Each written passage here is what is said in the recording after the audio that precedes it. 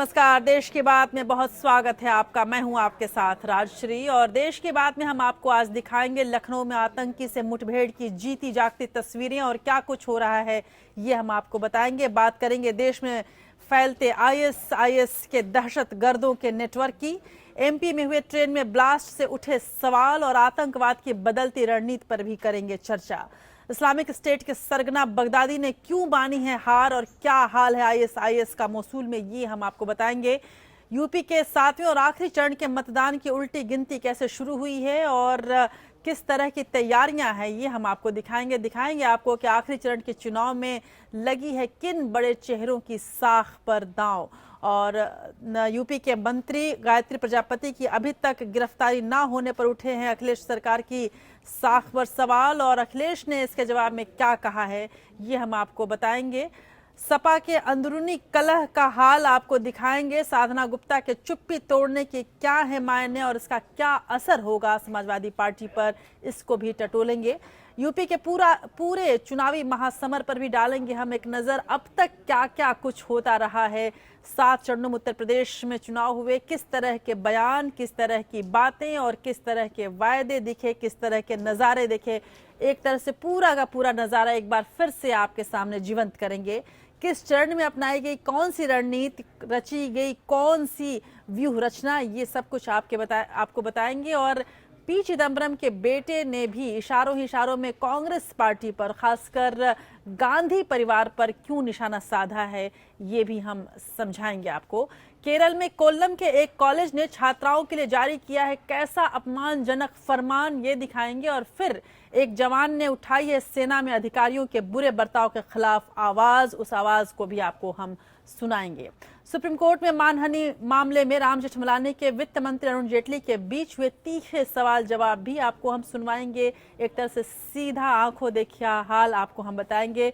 मछुआरों को गोली मारने पर श्रीलंका के खिलाफ तमिलनाडु में जो तनाव है उसका भी हम पूरा हाल, पूरा विवरण आपके सामने रखेंगे।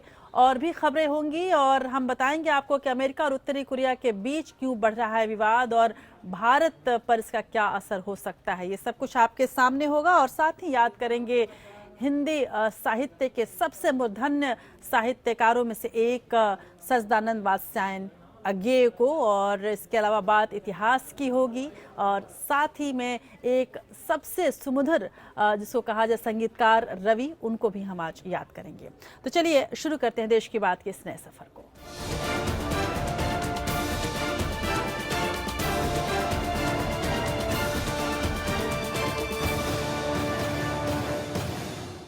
और इस वक्त की सबसे बड़ी खबर आ रही है लखनऊ के ठाकुरगंज इलाके से, जहां पर संदिग्ध आतंकी मुठभेड़ से सनसनी फैल गई है। ये मुठभेड़ करीब 4 बजे शुरू हुई। संदिग्ध आतंकी ने AK-47 से फायरिंग शुरू कर दी।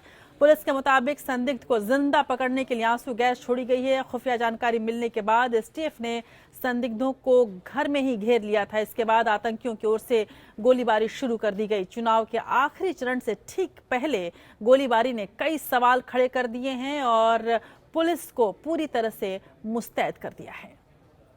कानपुर में रेल अकस्मात हुआ, उसमें कुछ लोग पकड़े गए हैं, सैकड़ों लोग मारे गए और वो अकस्मात से नहीं, पुलिस ने जो खोज करके निकाला है एक षड्यंत्र के तहत हुआ है। और षड्यंत्र करने वाले कहां बैठे थे? सीमा के उस पार। करीब 10 दिन पहले चुनावी रैली में प्रधानमंत्री नरेंद्र मोदी ने यह आशंका जताई थी और इसके बहाने उत्तर प्रदेश की कानून व्यवस्था को निशाने पर लिया था। लेकिन तब मुख्यमंत्री अखिलेश यादव ने मोदी के इस बयान का मखौल उड़ाया था और दावा किया था कि उत्तर प्रदेश में खौफ का माहौल नहीं है। हम तो पूछना चाहते हैं कि आपने क्या मदद की है कानून व्यवस्था को ठीक करने के लिए? अगर 1 रुपए की भी मदद की हो तो बता दो। और हम तो कहते हैं कि अगर आपके पास कोई सुझाव हो तो कम से कम हमें देने का काम करना। लेकिन अखिलेश यादव के दावे की हवा मंगलवार को उस वक्त निकलती दिखाई दी जब उन्हीं की पुलिस ने लखनऊ के ठाकुरगंज इलाके में कुछ संदिग्ध आतंकवादियों को एक मकान में घेर लिया। संदिग्ध के पास AK-47 राइफल बताई जा रही है। करीब 20 कमांडो इस ऑपरेशन में शामिल रहे। आतंकियों और पुलिस के बीच 2 घंटे से ज्यादा समय तक गोलीबारी चलती रही। पुलिस आतंकी को जिंदा पकड़ने की कोशिश में लगी रही।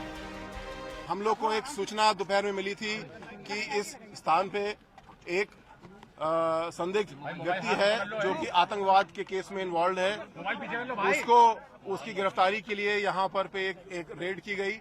जैसे ही दरवाजे को नॉक किया गया, उसने दरवाजा बंद कर लिया और अंदर से हमको एक पिस्टल को कॉक करने की आवाज आई और हमारे पास ये भी पूर्व सूचना है कि इस व्यक्ति के पास में वेपन्स हैं अंदर और एमुनिशन भी है। हमारा प्रयास ये होगा कि हमारे पास जो कमांडोज हैं, they are well trained commandos for such kind of situations. तो वो अपनी जो टेक्टिकल उनकी नॉलेज है उसके अनुसार ऑपरेशन करें और उसको जितनी जल्दी हो उसको रेस्क्यू करके बाहर लाएं और उससे पूछताछ करें। आईएसआई का एजेंट बताए जा रहे एक आतंकी का नाम सैफुल्लाह बताया जा रहा है। कानपुर में छापेमारी में पकड़े गए एक संदिग्ध की गिरफ्तारी के बाद उसका सुराग मिला था। पुलिस इन आतंकियों के तार आज सुबह भोपाल रतलाम पैसेंजर में हुए धमाके से जोड़ रही है। मध्य प्रदेश पुलिस ने भी धमाके को आतंकी हमला करार दिया है। उत्तर प्रदेश में 7वें और अंतिम दौर के लिए कल वोट पड़ने हैं। खुर्रम निजामी, APN, लखनऊ। और ताज़ा जानकारी के लिए चलते हैं लखनऊ, जहां हमारे संवाददाता शिराज मौके पर मौजूद हैं और उनसे जानने की कोशिश करते हैं कि क्या कुछ स्थिति इस वक्त है। शिराज, जो तस्वीरें मिल रही हैं उससे साफ जाहिर होता है कि जो पुलिसकर्मी हैं, जो ATS के मुख्य कर्मचारी हैं, वो तमाम लोग हैं वहां पर और पूरी तरह से आतंकवादी को घेरने की कोशिश जारी है। किस तरह का ताज़ा अपडेट आपके पास? जो आपने देखा होगा कि दोपहर से ये ऑपरेशन चल रहा है। IB की रिपोर्ट के मुताबिक STF ने यहाँ पे छापेमारी की थी और दिन में यहाँ पे शूट आउट भी हुआ था, जिसमें कि ये कहा जा रहा था कि 3 आतंकी इसके अंदर इस मकान के अंदर हैं। लेकिन जब अभी थोड़ी देर पहले ATS के IG साहब का बयान आता है, उन्होंने ये बताया कि इसके अंदर एक आतंकवादी है और इसमें एक मिर्ची बम का भी यूज़ किया गया था कि इसको बाहर निकाला जाए। लेकिन देखने वाली बात ये रही कि मिर्ची बम के यूज़ के बाद आतंकी जो संदिग्ध आतंकी है उसने फायर चालू कर दिया, फायर खोल दिया ATS की टीम पे और पुलिस की टीम पर।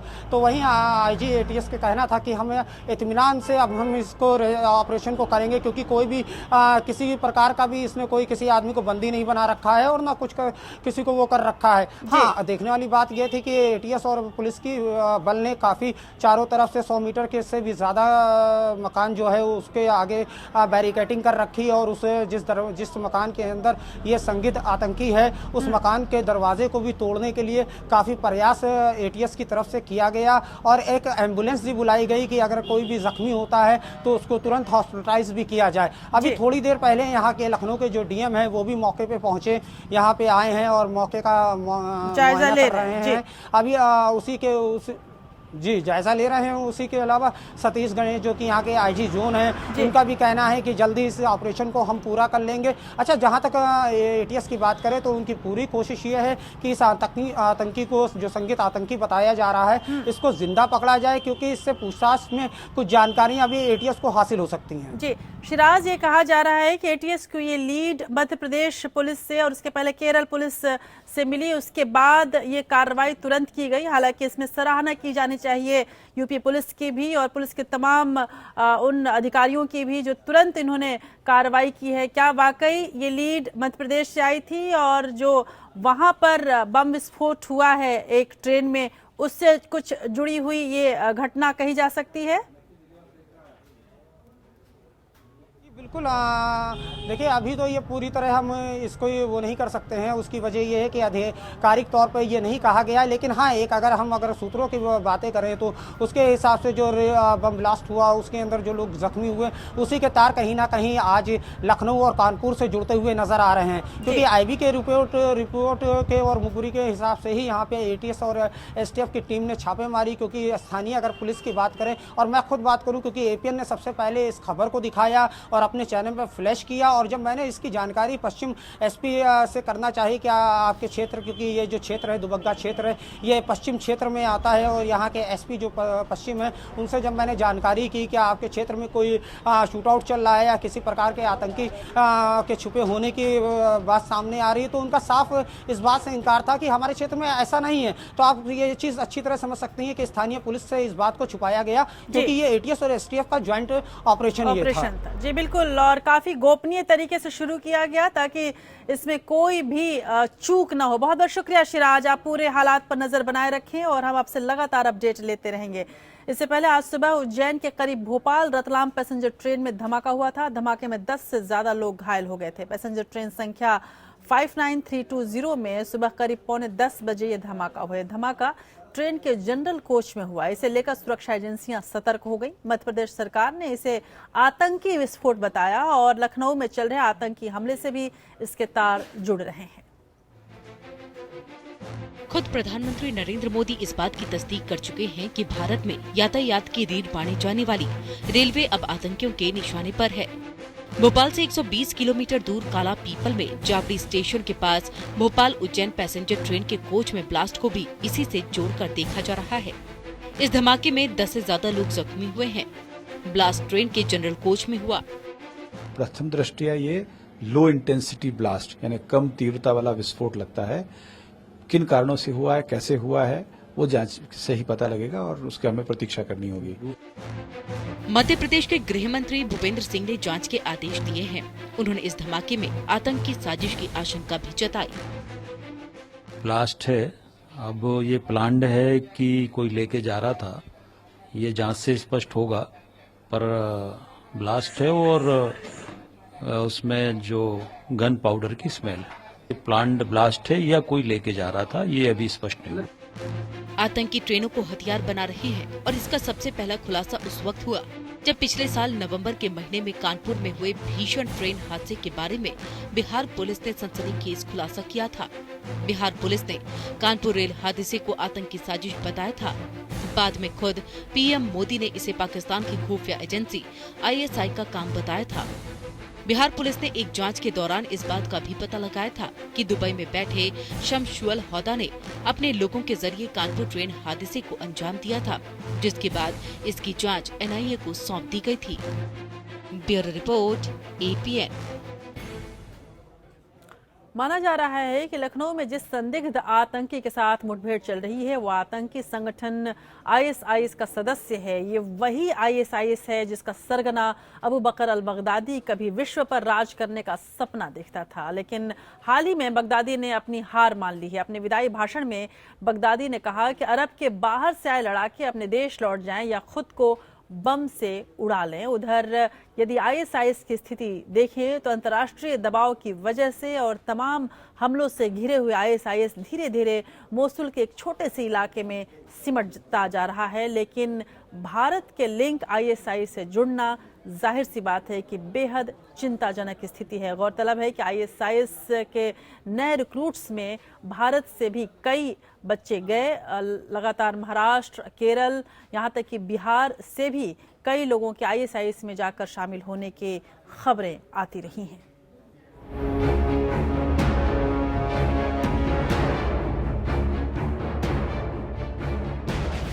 अपने जुल्म और सितम से दुनिया को डराने वाला जालिम खुद डर गया।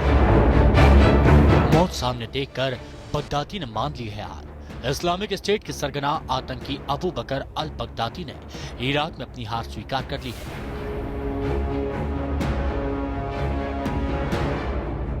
खबरों के मुताबिक इराकी शहर मोसुल में अपनी विदाई भाषण जारी करते हुए बगदादी ने अपने गैर अरब मूल के लड़ाकों से कहा कि या तो वो अपने देशों को लौट जाएं या फिर शरीर पर बम बांधकर खुद को उड़ा लें। बगदादी ने उन्हें भरोसा दिलाया कि मरने के बाद वो जन्नत जाएंगे और वहां उन्हें 72 हूरें मिलेंगी। साल 2014 में इसी मैसूल शहर की एक मस्जिद में बगदादी ने खुद को मुसलमानों का खलीफा घोषित किया था। इसके बाद अपने आतंक और बर्बरता के लिए दुनिया भर में इसकी पहचान फैली। मौसुल में मिली जीत के बाद आतंकी संगठन IS की स्थिति काफी मजबूत हो गई थी। खबरों के मुताबिक ISIS के धर्मगुरुओं और मौलवियों के बीच बगदादी का ये बयान बांटा गया है। इराक में अब केवल पश्चिमी मौसुल ही IS के अधिकार में है। मोसुल पर कब्जे के लिए अक्टूबर 2016 से ही अमेरिका के नेतृत्व में इराकी फौज आईएस के साथ युद्ध कर रही है। एक वक्त था जब बगदादी के खौफ से दुनिया कांपती थी। उसने दुनिया भर से आतंकियों की भर्ती की। एशिया से लेकर यूरोप और अफ्रीका से लेकर अमेरिका तक बगदादी ने आतंकियों की भर्ती की। भारत में केरल और महाराष्ट्र के युवा उसके सॉफ्ट टारगेट थे, लेकिन भारत के कई और हिस्सों से भी उसने आतंकियों की भर्ती की। हालांकि ये संख्या बेहद कम थी, लेकिन सरकार के लिए ये बड़ी चिंता का सबब रहा। Bureau report, APN. तो एक बार फिर से उत्तर प्रदेश को आतंकियों ने अपना निशाना या कहें कि छुपने की जगह जरूर बनाया है। लखनऊ के ठाकुरगंज इलाके में आतंकियों के साथ एसटीएफ का मुकाबला जारी है, जैसा कि हमने आपको बताया। इससे पहले भी प्रदेश के कई शहरों में आतंकियों ने हमला किया है। ये नजर डालते हैं राज्य में हुए कुछ बड़े आतंकी हमलों पर। उत्तर प्रदेश का पश्चिमी इलाका आतंकियों के लिए हमेशा से मुफीद ठिकाना रहा है। आतंकियों ने पश्चिमी उत्तर प्रदेश को अपना ठिकाना और पूर्वी उत्तर प्रदेश को निशाना बनाया है। पिछले 2.5 दशक में गृह मंत्रालय के अनुसार उत्तर प्रदेश में 7 आतंकी घटनाएं हुई हैं। इनमें से 5 घटनाएं पूर्वी उत्तर प्रदेश में हुई हैं, जबकि इस दौरान यहां से बड़ी संख्या में आतंकियों को गिरफ्तार किया गया। पश्चिम उत्तर प्रदेश में आतंक के जनक के रूप में बिलकुआ निवासी अब्दुल करीम उर्फ टुंडा को जाना जाता है। उसे बम बनाने में महारत हासिल थी। उसने दिल्ली और पंजाब में ट्रेनों में विस्फोट किए थे। अबू सलेम ने भी बुलंदशहर में पनाह ली थी और 4 अमेरिकी नागरिकों के अपहरण के आरोपी को भी गाजियाबाद के डासना से गिरफ्तार किया गया था। इसके अलावा नफीस, इलियास सैफी, एजाज हसन, मेराज हसन को मेरठ एटीएस ने गिरफ्तार किया था। सहारनपुर के डॉक्टर इरफान, नकुड़ के अमीन उर्फ जुबैर, अबू रज़ाक मसूद, मोहम्मद याकूब को भी मेरठ और सहारनपुर से गिरफ्तार किया जा चुका है।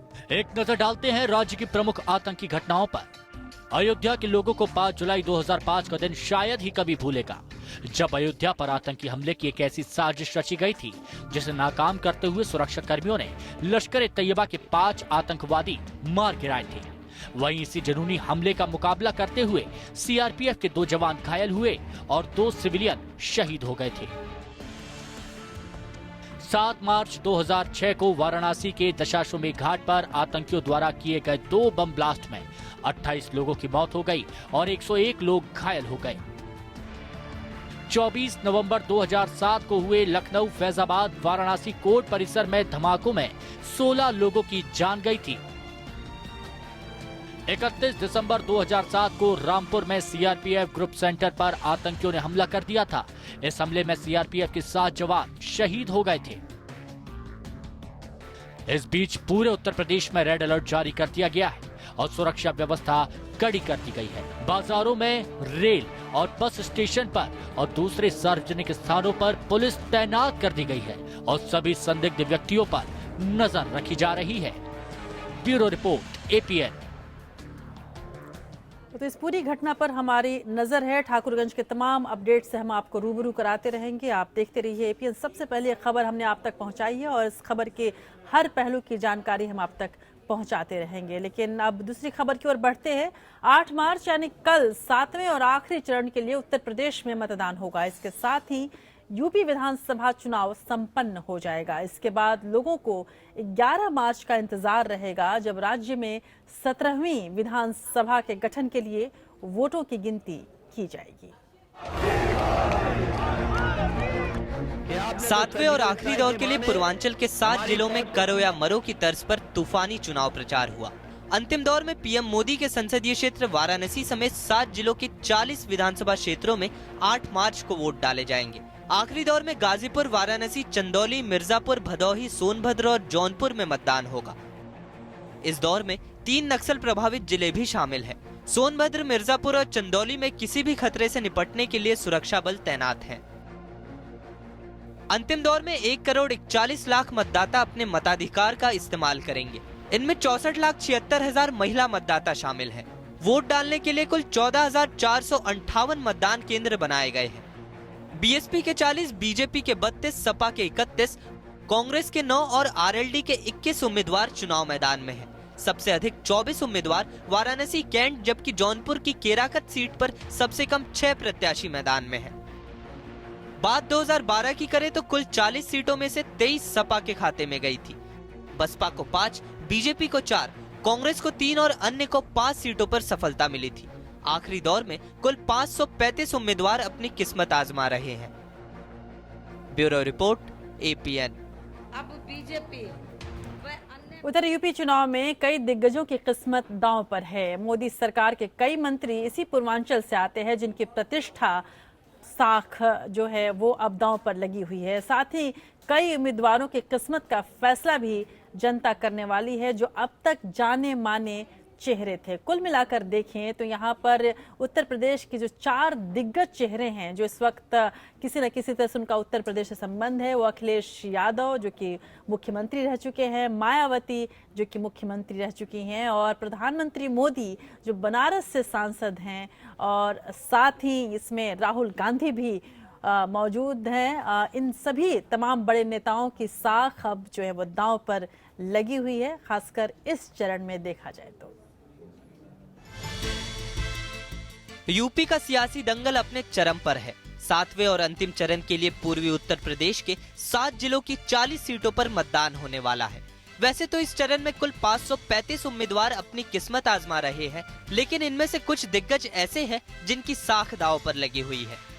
वाराणसी की पिंडरा सीट से कांग्रेस के दिग्गज नेता अजय राय की साख दांव पर लगी है। अजय राय साल 2014 के लोकसभा चुनाव में वाराणसी सीट से प्रधानमंत्री नरेंद्र मोदी के खिलाफ चुनाव लड़े थे।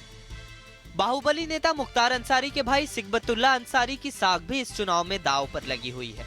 सिबगतुल्ला को इस बार बहुजन समाज पार्टी ने मोहम्मदाबाद सीट से अपना प्रत्याशी बनाया है। मोहम्मदाबाद सीट पर मुख्तार अंसारी के भाई सिबगतुल्ला के खिलाफ बीजेपी की अलका राय चुनाव लड़ रही हैं। अलका राय के पति और विधायक कृष्णानंद राय की हत्या के आरोप में मुख्तार अंसारी जेल में है।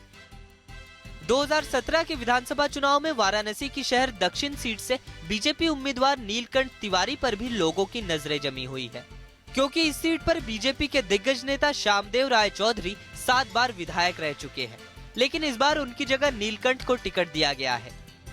पूर्वांचल के आखिरी रण में कई केंद्रीय मंत्रियों की भी साख दांव पर है। गाजीपुर से सांसद और मोदी सरकार में मंत्री मनोज सिन्हा, देवरिया से सांसद कलराज मिश्र, चंदौली से सांसद और सरकार में मंत्री महेंद्र नाथ पांडे की परीक्षा भी इसी चरण में होनी है। प्रधानमंत्री मोदी का संसदीय क्षेत्र वाराणसी भी इसी चरण में है, लिहाजा उनकी साख भी दांव पर होगी। Bureau report, APN। Uttar Pradesh के महाभारत अपने अंतिम चरण में प्रवेश कर चुकी है। यदि अगर कल के 7 चरण पूरे हो जाएंगे तो जाहिर सी बात है कि महाभारत लगभग संपन्न हो जाएगी। 7 चरणों में हो रहे प्रदेश के चुनाव द्वापर युग के उस महायुद्ध की याद दिलाते हैं, जो कहने को तो धर्मयुद्ध था, लेकिन जिसमें विजय के लिए हर छल बल हुआ। किसी चरण में धर्मयुद्ध तो किसी चरण में जात युद्ध हुआ। कहीं चक्रव्यूह रचा गया तो कहीं कमल व्यूह। कहीं मस्त हाथी ने शत्रु सेनाओं में हाहाकार मचा दिया तो गठबंधन सेना ने विकास का रथ दौड़ाया। महायुद्ध वाराणसी में शांत हुआ, लेकिन अपने साथ कई सवाल छोड़ गया। देखिए पूरे युद्ध की तमाम स्थितियों पर, तमाम चरणों पर एक खास रिपोर्ट।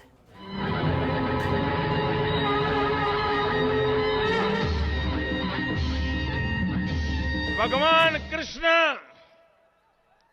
उत्तर प्रदेश की धरती पे पैदा हुए, गुजरात में आके कर्मभूमि बनाई। मैं गुजरात में पैदा हुआ, उत्तर प्रदेश ने मुझे गोद ले लिया। युद्ध से पहले ही नोटबंदी से पस्त कार्यकर्ताओं को मोदी ने अपना विश्व रूप दिखाया। अपनी 11 अक्षौहिणी सेना को बताया कि मेरी वाणी से शत्रुओं की 7 अक्षौहिणी सेना हताहत हो चुकी है। तुम्हें चुनाव प्रचार की औपचारिकता भर निभानी है। 1 माह तक 7 चरणों में चला 3 तरफा महायुद्ध। पहले चरण में पश्चिमी उत्तर प्रदेश की 140 सीटों पर धर्मयुद्ध हुआ। धर्म के नाम पर ध्रुवीकरण का प्रयास हुआ। बीजेपी ने हिंदू वोटों को जागृत करने के लिए लव जिहाद, कैराना, एंटी रोमियो दल और बूचड़ खानों का मुद्दा उठाया। हिंदू हुंकार निष्क्रिय करने के लिए मुसलमान दलित दुरभिसंधि कर मायावती ने अपना मायाजाल फैलाया। मस्त होकर दौड़ते हाथी ने सबको रौंद डाला। वहीं कुछ जगह जाट स्वाभिमान भी बीजेपी के विजय रथ के आड़े आया। उधर विकास की रट लगाते अखिलेश राहुल रहे रथ इधर उधर दौड़ाते। युद्ध रथ सभी महायोद्धा पहुंच गए रुहेलखंड। जहां 67 सीटों पर रुहेलों का रौरव गूंजता रहा तो क्षत्रपों की मोर्चेबंदी ने हाहाकार मचा दिया। मुसलमान अगर बंट गए तो हिंदू भी एकजुट नहीं हो पाए।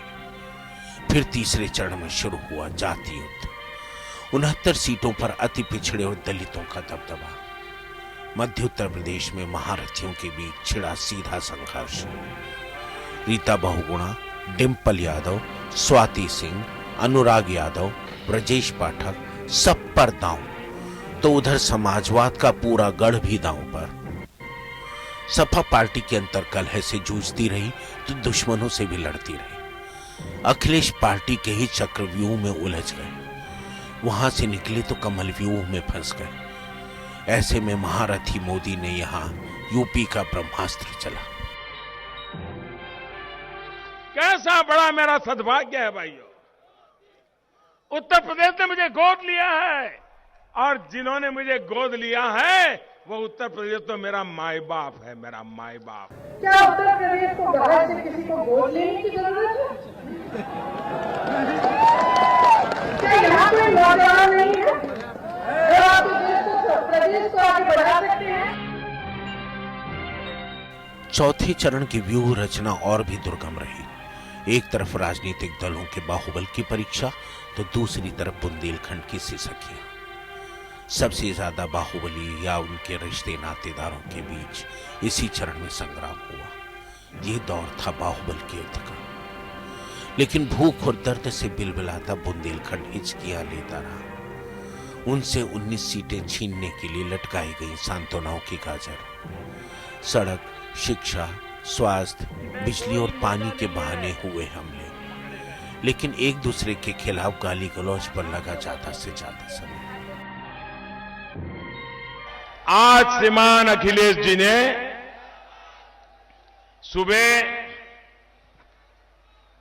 आज सुबह वो मतदान करने गए थे। मतदान करने के बाद टीवी वालों ने जब उनसे पूछा, सुबह सुबह थी, इंसान कितना फ्रेश होता है, कितना तेज तर्रार होता है, उनकी उम्र भी तो ऐसी है, लेकिन मैंने टीवी पे देखा सुबह चेहरा लटक गया था। अगर प्रधानमंत्री जी को बोलते बोलते पानी याद आ जाए, पसीने पहुंचने के लिए जरूरत पड़ जाए रुमाल की, तो सोचो उत्तर प्रदेश की जनता कितना पसीना छुड़वाएगी 7 चरणों बाद। तो 5वें चरण में अयोध्या से गुजरा बीजेपी के अश्वमेध का घोड़ा। तब खूब याद आए रामलला। मंदिर वहीं बनाएंगे की दी गई दुहाई। राम के नाम पर रक्तपात का भी हुआ खतरा, लेकिन लोकतंत्र की मजबूती ने ऐसा होने न दिया। उत्तर प्रदेश की जनता इस बार कसाब से मुक्ति पाले।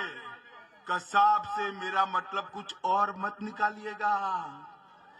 कसाब से मेरा मतलब है, कसे है कांग्रेस पार्टी, ससे है समाजवादी पार्टी, और बसे है ये। जब तक कसाब को खत्म नहीं करोगे उत्तर प्रदेश का भला नहीं होगा। छठे और 7वें चरण में बढ़ गई राजनीति के रक्त पिपासा। भूख और बेरोजगारी से लड़ रही पूर्वांचल की जनता के लिए श्मशानों के विकास का मुद्दा उठा। नेताओं को कम कब्रिस्तान और ज्यादा शमशान चाहिए। फिर छिड़ा भीषण घृणा युद्ध। तो सबका साथ सबका विकास का असली अर्थ भी सामने आया। हम सबका साथ सबका विकास की चर्चा करते हैं तो हमें कौमवादी कहा जाता है, और जो लोग सिर्फ कुछ का साथ और कुछ का ही विकास में लगे रहते हैं उनको बड़ा बिन सांप्रदायिक कहा जाता है। ये तराजू वालों ने भी देश को तबाह करके रखा हुआ है। प्रदेश भर में चीत्कार के बीच काशी में हुआ महायुद्ध का समाहार।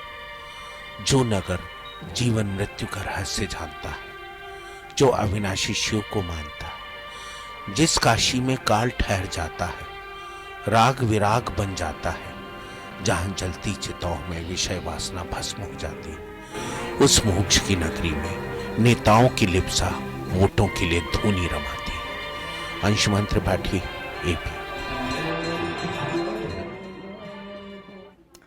तो ये वो रिपोर्ट जिसने आपको दिखाई वो सारी तस्वीरें जो पहले चरण से लेकर 7वें चरण तक जारी रही। जब तक चुनाव प्रचार जारी रहा उस दौरान किस तरह की लालच, मोह, त्याग, लिप्सा, तमाम चीज़ें होती रहीं वोटों के लिए, ये सब कुछ इस रिपोर्ट में। लेकिन ये बात यहीं थमी नहीं, इसके बाद भी जंग जारी रही। यूपी चुनाव में एक और बड़ा मुद्दा रहा अखिलेश यादव का सपा अध्यक्ष बनना और पिता मुलायम सिंह यादव को पार्टी संरक्षक का नाम देकर साइडलाइन कर देना। हालांकि मुलायम सिंह यादव की दूसरी पत्नी साधना गुप्ता ने इस फैसले के खिलाफ अब आवाज उठाई है।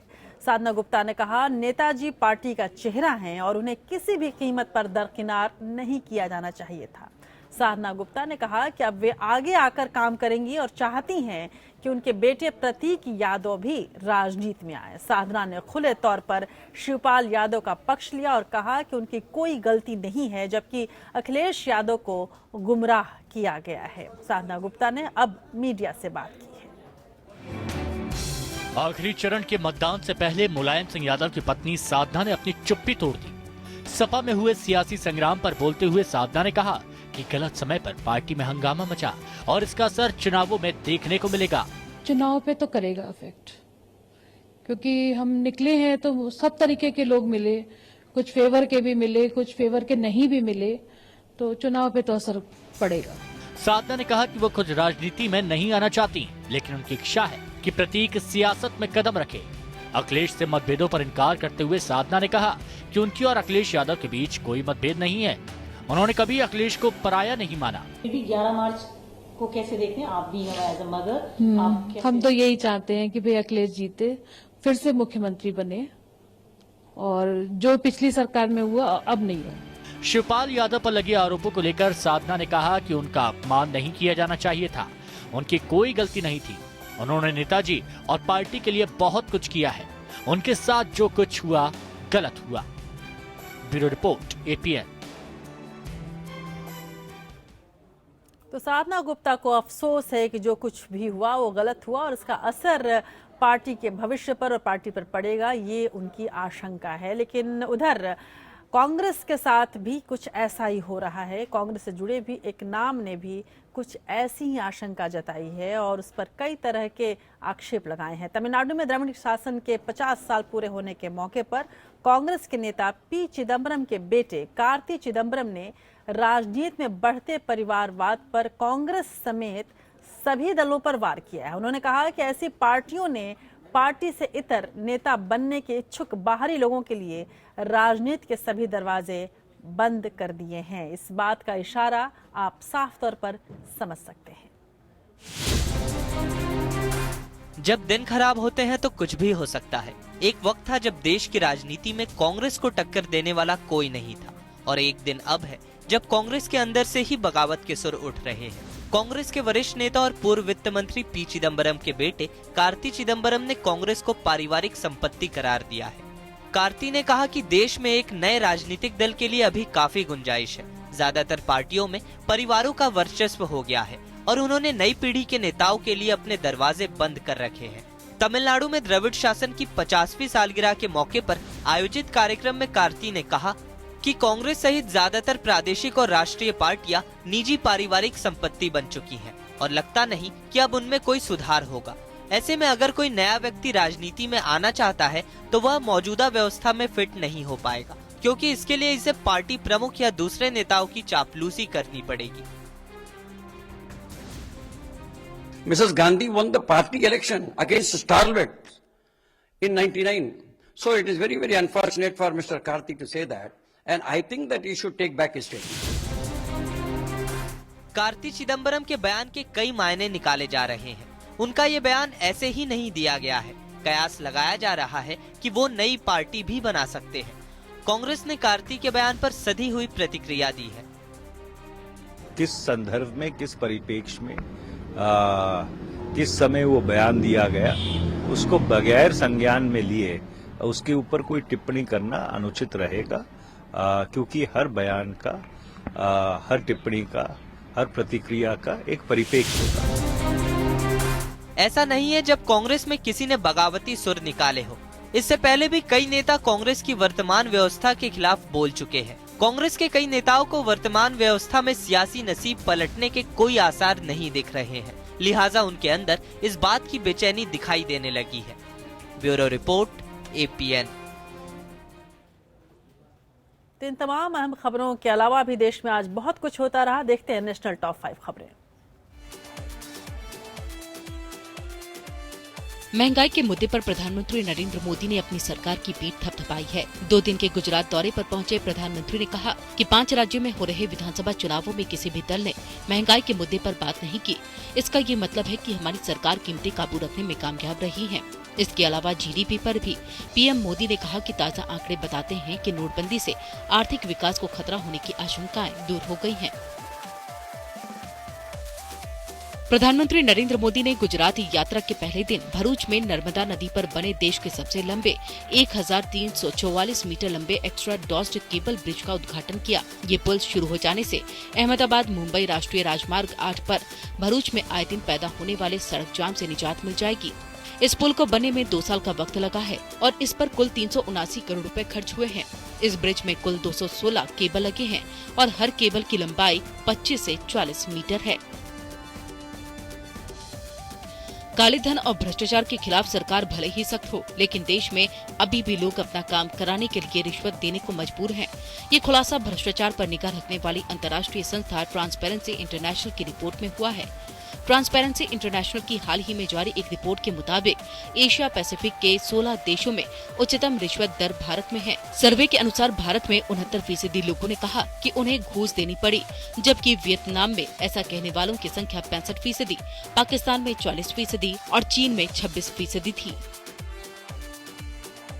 वैश्विक रेटिंग एजेंसी फीच ने कहा है कि भारत की अर्थव्यवस्था चालू वित्त वर्ष में 7.1% की दर से वृद्धि करेगी, जबकि अगले 2 वित्त वर्ष में ये बढ़कर 7.7% रहेगी। हालांकि अमेरिका की रेटिंग एजेंसी ने अक्टूबर-दिसंबर तिमाही के लिए 7% GDP दर को चकित करने वाला बताया है। इससे पिछले तिमाही में ये 7.4% थी। फिच ने कहा ये आंकड़ा थोड़ा चकित करने वाला है, क्योंकि वास्तविक गतिविधियों के बारे में नोटबंदी के बाद जो आंकड़े जारी किए गए थे वो खपत और सेवा गतिविधियों में गिरावट के संकेत देते हैं। दुनिया की सबसे वजनी महिला ईमान अहमद का वेट कम हो रहा है। मुंबई में इलाज शुरू हो चुका है। करीब 1 महीने के बाद उनके वजन में लगातार कमी देखी जा रही है। अभी सर्जरी नहीं हुई, पर उनका वजन 120 किलो कम हो चुका है। डॉक्टर इसे बेहतर संकेत मान रहे हैं। तो वहीं लगातार वजन घटने से ईमान की दिनचर्या में भी सुधार हो रहा है। अब वे खुद से उठ बैठ सकती हैं।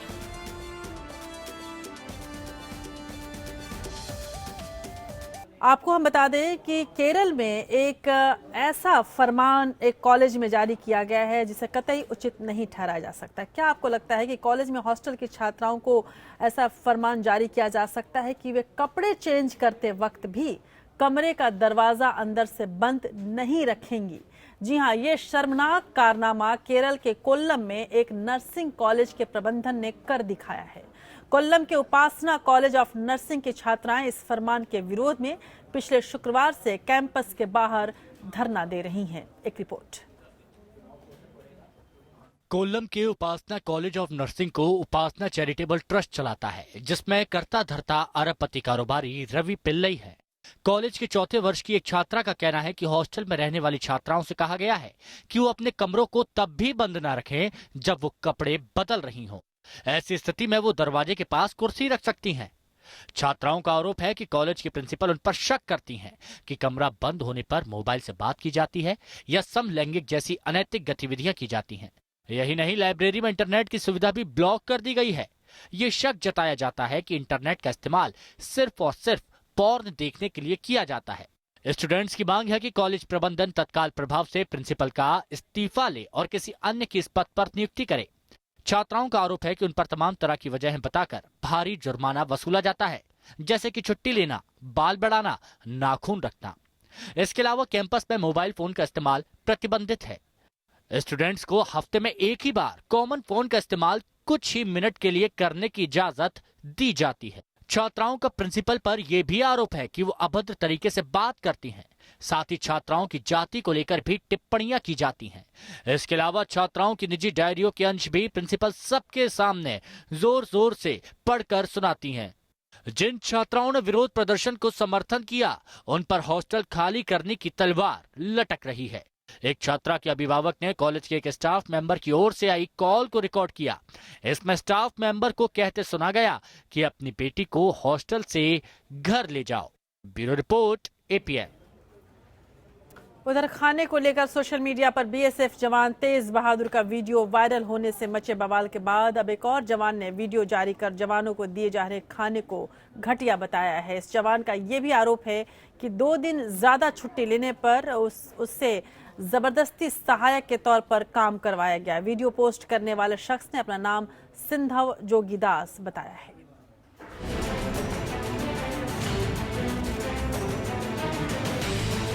बीएसएफ जवान तेज बहादुर यादव के बाद एक और जवान का शिकायती वीडियो आया है। जवान का ये वीडियो सोशल मीडिया पर वायरल हो गया। इस बार विरोध की आवाज उठाने वाले जवान का नाम सिंधव जोगीदास है। जवान जोगीदास ने वीडियो में खराब क्वालिटी के खाने की शिकायत करते हुए कहा कि बहुत सारी यूनिटों में खाना दिया जाता है तो सिर्फ जिंदा रखने के लिए सबसे सस्ती सब्जी, सबसे सस्ता फ्रूट, सबसे घटिया खाना दिया जाता है। जवानों को सुविधा तो बहुत कुछ दी जाती है, लेकिन ये सब दिखावा है। बहुत सारी यूनिटों में खाना भी दिया जाता है तो सिर्फ जिंदा रहने के लिए, ना कि जरूरत के लिए। सबसे सस्ता सब्जी, सबसे सस्ता फ्रूट और सबसे घटिया खाना दिया जाता है, लेकिन इन बातों का मेरे पास कोई प्रूफ नहीं है, इसलिए ज्यादा कुछ नहीं। वीडियो में जवान ने कहा कि सेना ने कुछ अफसरों ने अपने जवानों को अपना गुलाम समझकर रखा हुआ है। जवानों को सब कुछ मजबूरी में करना पड़ता है और जो मुंह खोलता है मारा जाता है, क्योंकि सेना का संविधान बहुत ही सख्त है। सेना के कुछ ऑफिसरों ने अपने जवानों को अपना गुलाम समझ के रखा है और जवानों को सब कुछ मजबूरी में करना पड़ता है और जो मुंह खोलता है वो मारा जाता है, क्योंकि सेना का संविधान बहुत ही टफ है। मैं नहीं चाहता था कि सेना की बात कभी सोशल मीडिया में आई, इसलिए मैं 2 बार छुट्टी लेके प्रधानमंत्री ऑफिस और रक्षा मंत्री ऑफिस गया। जोगीदास की माने तो जब वो छुट्टी खत्म होने के 2 दिन बाद ड्यूटी पर लौटे तो उन्हें सहायक का काम करने की सजा दी गई। जोगीदास की माने तो जब उन्होंने सजा को स्वीकार करने से इनकार किया तो उन्हें 7 दिन सेना की हिरासत में भेज दिया गया। जवान जोगीदास ने बताया कि वो पीएमओ और रक्षा मंत्री समेत सेना अध्यक्ष को पत्र लिखकर शिकायत कर चुके हैं। प्रधानमंत्री दफ्तर को खत लिखने के बदले उनके खिलाफ जांच बिठा दी गई। नेहा चंद्रा, एपीएन, दिल्ली। दूसरी खबर एक लेते हैं। यूपी के फरार मंत्री गायत्री प्रजापति के खिलाफ नॉन बेलेबल वारंट जारी करने के बाद से ही यूपी पुलिस उनके सभी ठिकानों पर दबिश दे रही है। करीबियों से पूछताछ की जा रही है और सभी फोन नंबर को ट्रैकिंग पर लगा दिया गया है। उनकी तलाश में दिल्ली, नोएडा, लखनऊ, कानपुर, बिजनौर, कन्नौज, बुलंदशहर समेत 3 दर्जन से ज्यादा जगहों पर अभी तक छापेमारी किया जा चुका है। गायत्री प्रजापति, ये वो नाम है जिसकी तलाश यूपी एटीएस पूरी शिद्दत से कर रही है, जिसका नाम यूपी चुनावों में बड़ा सियासी मुद्दा बना हुआ है। बावजूद इसके वो बार बार चकमा देकर बच निकलने में कामयाब है। रेप केस में फरार चल रहे यूपी के कैबिनेट मंत्री गायत्री प्रजापति एसटीएफ को चकमा देकर एक बार फिर फरार हो गए। खबरों के मुताबिक प्रजापति जेवर टोल प्लाजा के पास अपने 2 साथियों के साथ जा रहे थे। एसटीएफ ने जेवर टोल प्लाजा पर छापा मारकर 2 सहयोगियों को तो गिरफ्तार कर लिया, लेकिन गायत्री प्रजापति बच निकलने में कामयाब हो गए। चुनाव के टाइम पे वही प्रचार चल रहा था। 27 तारीख में लास्ट में 27 तारीख को जब प्रचार चल रहा था, आप उनके साथ में थे? नहीं, 27 को चुनाव थे, चुनाव में उसी बीच में मुलाकात हुई है। उसके बाद मंत्री जी से आखिरी बार कब आपकी मुलाकात हुई? 26 तारीख को। 26 तारीख को आप प्रचार में थे उनके साथ? नहीं, प्रचार नहीं था, मीठी मुलाकात हुई थी 26 तारीख को। मंत्री जी कहाँ है? नहीं, वो जानकारी उनके विषय में क्या बताएंगे। यूपी एसटीएफ की टीम गायत्री प्रसाद प्रजापति के पीछे कई दिनों से लगी हुई है। उनकी तलाश में कई जगह छापेमारी भी की जा रही है। मामले में सह आरोपी चंद्रपाल की गिरफ्तारी के बाद 2 और लोगों के अरेस्ट होने के साथ मामले में अब तक कुल 3 लोग गिरफ्तार हो चुके हैं। 3 लोग अब तक गिरफ्तार हो चुके हैं। एक पहले हुए थे और आज रात्रि में 2 अन्य अभियुक्त इसमें गिरफ्तार हो चुके हैं। बाकी शेष 4 अभियुक्तों की गिरफ्तारी भी के लिए प्रयास जारी हैं और उनके खिलाफ भी एनबीडब्ल्यू है और हमारा पूरा प्रयास है कि उनको भी बहुत जल्दी गिरफ्तार कर लिया जाएगा। सुप्रीम कोर्ट के आदेश के बाद यूपी पुलिस ने गायत्री प्रजापति और उनके सहयोगियों के खिलाफ गैंगरेप और पॉक्सो एक्ट के तहत मामला दर्ज किया था। पीड़िता ने आरोप लगाया था कि साल 2014 में गायत्री के आवास पर उनके साथ गैंगरेप हुआ था। Bureau report, APN. उधर यूपी के कैबिनेट मंत्री और जल निगम के चेयरमैन आजम खान को 8 मार्च यानी कल दोपहर 2 बजे लखनऊ कोर्ट में पेश होने के सुप्रीम कोर्ट ने आदेश दिए हैं। कोर्ट ने तंज करते हुए कहा कि क्या आजम खान को कोर्ट में पहुंचने के लिए हेलीकॉप्टर की जरूरत है। साथ ही सुप्रीम कोर्ट ने आजम खान की याचिका को खारिज कर दिया। कोर्ट ने सवाल उठाया कि मंत्री होने के बावजूद आजम खान को वारंट क्यों नहीं सर्व हुआ। हाई कोर्ट ने आजम खान के खिलाफ जमानती वारंट जारी किया है। मामले की सुनवाई के दौरान दस्तावेजों में हेराफेरी को देखते हुए कोर्ट ने 17 फरवरी को निगम के चेयरमैन आजम खान समेत जल निगम के एमडी और मुख्य अभियंता के खिलाफ सख्त टिप्पणी की थी। वहीं सुनवाई के दौरान निगम के एमडी और चीफ इंजीनियर हाजिर थे, लेकिन आजम खान पेश नहीं हुए। 2014 में माओवादियों से संबंध रखने के सिलसिले में 2014 को गिरफ्तार हुए प्रोफेसर GN साई बाबा को गढ़चिरौली सेशंस कोर्ट ने दोषी ठहराया है। कोर्ट ने उनको और 3 अन्य को उम्र कैद की सजा सुनाई है।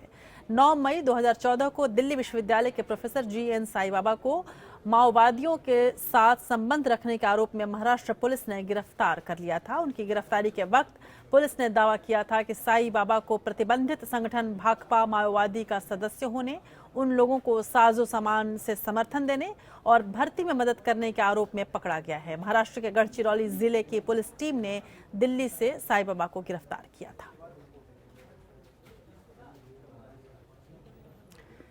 दिल्ली के मुख्यमंत्री अरविंद केजरीवाल के खिलाफ अरुण जेटली की मानहानि याचिका पर जिरह 15 मई से होगी। कल शुरू हुई ये जिरह आज भी जारी रही। अरविंद केजरीवाल के वकील राम जेठमलानी ने वित्त मंत्री अरुण जेटली से लगातार दूसरे दिन कई कड़े सवाल पूछे। इनमें DDCA में उनके कार्यकाल और धांधली के बारे में ट्वीट से जुड़े सवाल भी रहे।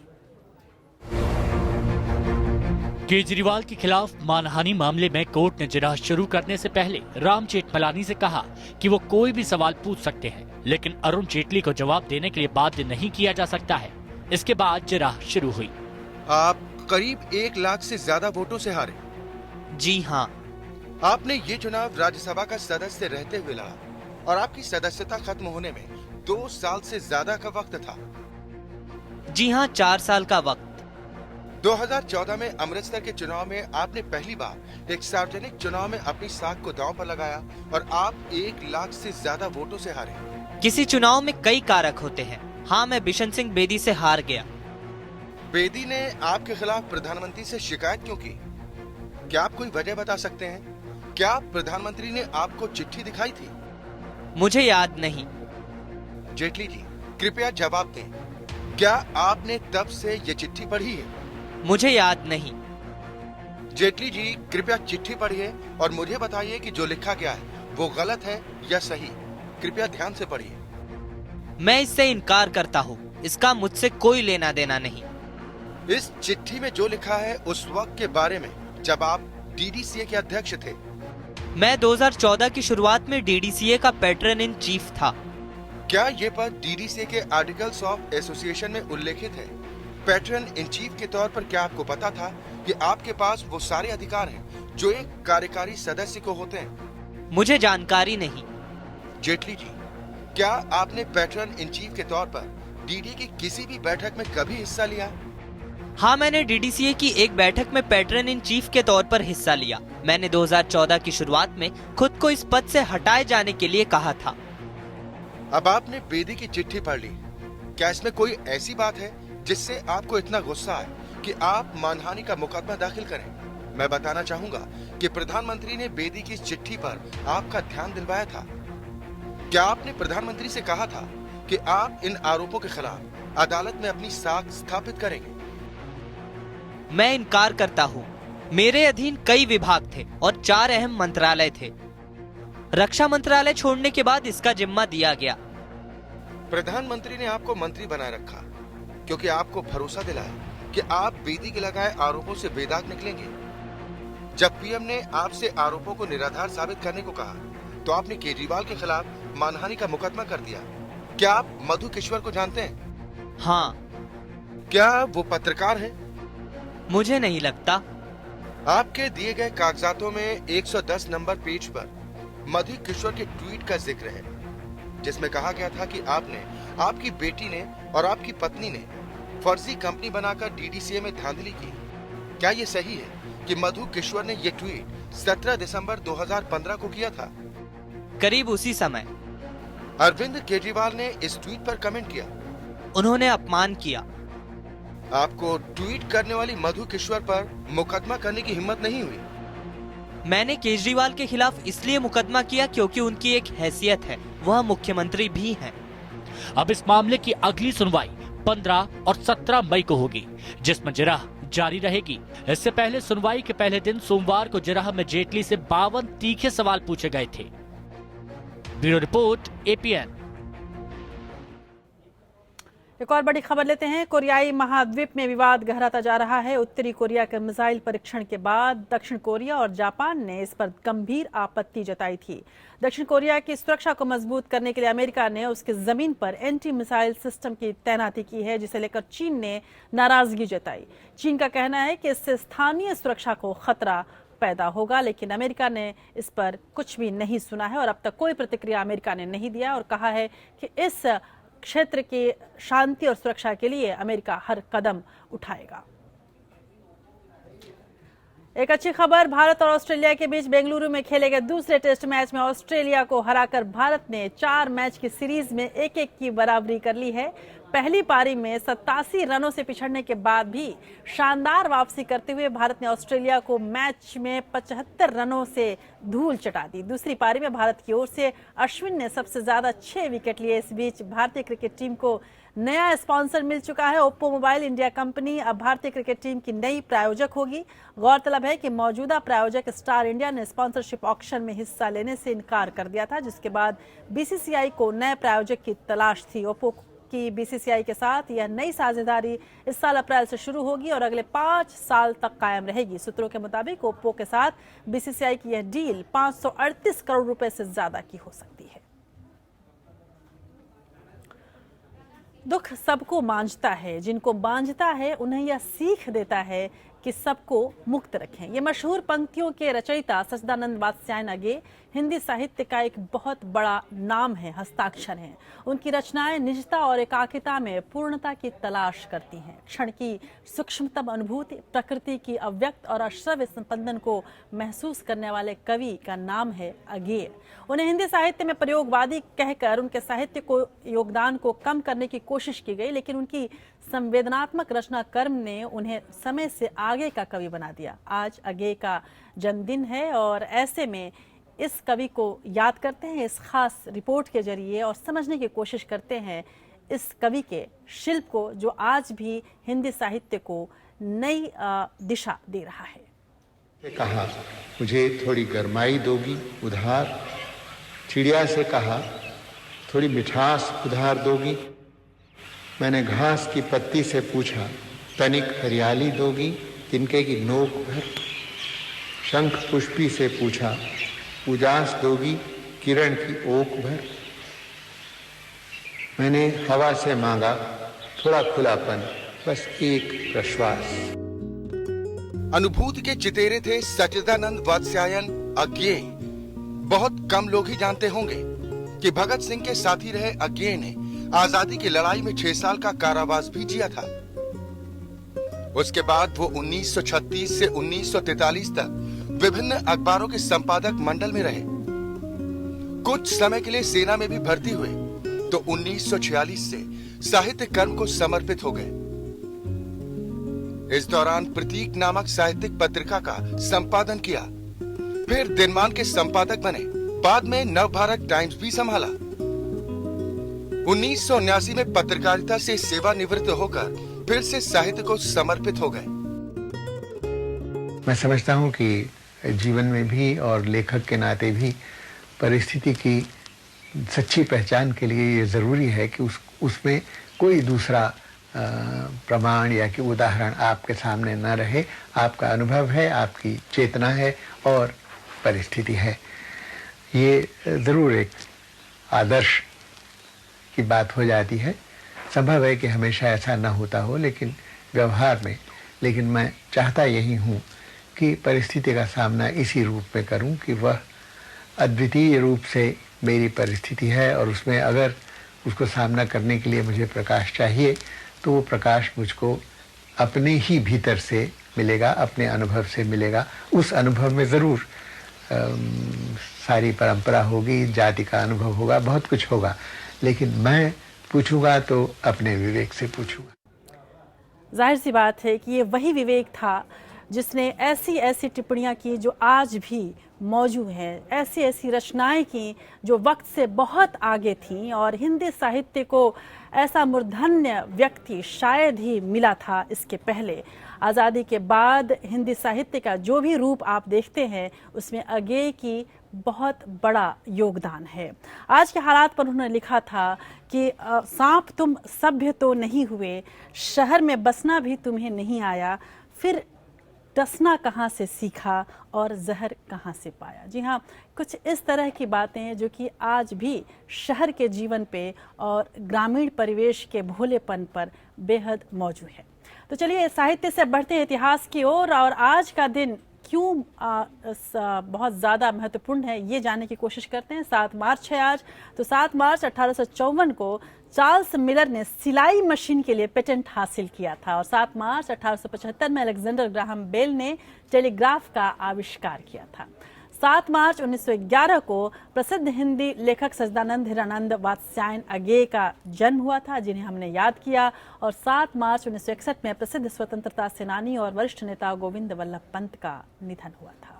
7 मार्च 1987 में टीम इंडिया के पूर्व दिग्गज ओपनर सुनील गावस्कर टेस्ट मैचों में सबसे पहले 10,000 टेस्ट रन बनाने वाले बल्लेबाज बने थे। और इतिहास के बाद बात सुरों की करते हैं। अनेक सुरीली धुनें देने वाले संगीतकार रवि यानी रविशंकर शर्मा जब 1952 में मुंबई आए थे तो मकसद गायक बनना था, लेकिन हेमंत कुमार के सानिध्य में सहायक का काम मिला, और उसके बाद संगीत की ऐसी परंपरागत शिक्षा उन्होंने ली तो नहीं थी, लेकिन ऐसी अविस्मरणीय धुनें उन्होंने बनाई जो आज भी हमारे और आपके ज़बां पर ताज़ा हैं। रविशंकर को याद करते हुए देश की बात में बस इतना ही। नमस्कार।